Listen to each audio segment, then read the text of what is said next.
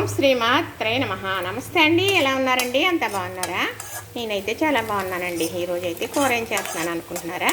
మరి ఉల్లిపాయ పచ్చిమిర్చి చక్కగా కట్ చేసేసాను కదా, ఈ మాత్రం వేగింది కదా. ఈ కూర ఏంటనేది చేస్తూ చెబుతానండి. ఇదిగోనండి, ఇది ఏంటా అనుకుంటున్నారా? మిల్ మేకర్ అండి.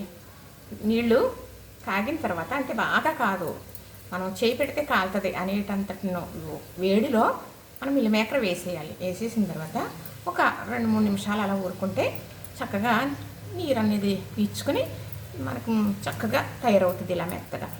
తర్వాత బుట్టలో పోసేసాను, చల్లారిందా. ఆ తర్వాత మిక్సీ పట్టానండి ఇలాగా పొట్లాగా, చూసారా? ఇది ఎలా ఉంటుందంటే చాలా బాగుంటుంది అనమాట. ఇది ఇలాగ రోస్ట్గా వేగాలి. ఇది ఇలాగ ఎగుతుంది కదా. ఇప్పుడు ఇందులో ఉప్పు, కారం, పసుపు వేసేసాను. ఇప్పుడు మా వారు వచ్చారండి బయటికి వెళ్ళి, ఇంకా అటుండి దిష్టి గమ్ని సరిగ్గా మాట్లాడలేకపోతుంది అనమాట. చక్కగా ఇది ఇలా ఉప్పు, కారం, పసుపు కూడా వేసేసాం కదా. ఉల్లిపాయ పచ్చిమిర్చి వేగిన తర్వాత మిల్ మేకర్ నీళ్ళు వేసుకున్న పిండి వేసుకున్నానా, చక్కగా మిక్సీలో ఇలా పొట్లా పెట్టేసుకున్నానా. ఇప్పుడైతే నూరుకున్న మసాలా ముద్ద ఒక స్పూను, చిన్న స్పూను. ఇది మంచి రుచిగా ఉంటుంది, చాలా బాగుంటుందండి. ఇది ఇలాగా వాటర్ అనేది వేయను, ఇంకా వేయకుండా చక్కగా ఇందులో ఈ కరివేపాకు కూడా వేసేస్తున్నానండి. ఇంకా మరి మనకి ఇందులో ఇవి ఉన్నాయండి, టమోటా. ఈ ఒక్క టమాటా వేయడం వల్ల మనకి కొంచెం ఇలా ముద్దలాగా వస్తుంది అనమాట. ఇది ఇలాగా బాగా వేగాలన్నమాట. ఈ టమాటా కూడా వేసేస్తున్నాను. చక్కగా మీడియం సైజు 3 టమాటా కట్ చేసుకున్నానండి. ఈ కూరకి టమాటా చాలా బాగుంటుంది. ఇది చపాతీకి, రైస్కి ఇంకా బాగుంటుంది. చక్కగా ఇలా వేసాను కదా, ఇలా మగ్గుతూ ఉంటుంది. మళ్ళీ మీకు నేను చూపిస్తాను. ఇప్పుడైతే ఈ కూర చూసారా, చక్కగా ఎలా బాగా ఇలా తయారైంది, చూసారు కదా. అయితే మనం చేసుకునే విధానాన్ని బట్టి మిల్ మేకర్ చాలా రకాలుగా చేసుకుంటాం కదా, చాలా బాగుంటుంది. ఈ రకంగా ఇలా ఒకసారి చేయండి, రైస్లోకి చాలా బాగుంటుంది. సొరపిడి పని వండుకుంటారో మరి నీసుతో పోల్చడం ఇష్టం లేదు నాకు. ఎందుకంటే ఇలాగా ఎజ్జి తినేవారు ఉంటారు కదా, చూస్తే అబ్బా అనుకుని చేసుకోవాలనుకుంటారు కదా, అందుకని అంత బాగుంటుంది అనమాట. చాలా నీసు ప్రియులకి అది ఇష్టం కదా. మరి ఇలాగా మరి వెజ్ తినేవాళ్ళు ఉంటారు కదండి, నాన్ వెజ్ కాకుండా కాయగూరలు తినేవాళ్ళు. మరి అదంటాం పొరపాటుగా పలికిన కొరకు కాదండి, ఇలాగ అన్నారనుకో నా మనసు బాధపడుతుంది. సరే, చక్కగా నేనైతే వాటర్ అనేది వేయలేదు, చూశారు కదా. ఇదిగో చక్కగా మరి 2 గుప్పులు కొత్తిమీర తాజాగా ఉంటుందండి. మాకు చక్కగా దొరుకుతుంది అనమాట. ఏమండి, ఎక్కడైనా మాకు అలాగే ఉంటుందంటారా? అవును, ఉంటుంది. కాకపోతే మరి నేనైతే ఎక్కువ ఇలా కొత్తిమీర కానీ కరివేపాకు కానీ వేస్తానండి. అప్పుడు ఎందుకు బాగోదండి కదా, అన్నీ పడితే అదే బాగుంటుంది. చక్కగా చూసారా, ఈ కూర చూడటానికి ఇంత బాగుంది అబ్బా అనుకుంటున్నారా? రొటీన్గా మాట్లాడినప్పటికీ కూడా నిజంగా బాగుంటుందండి.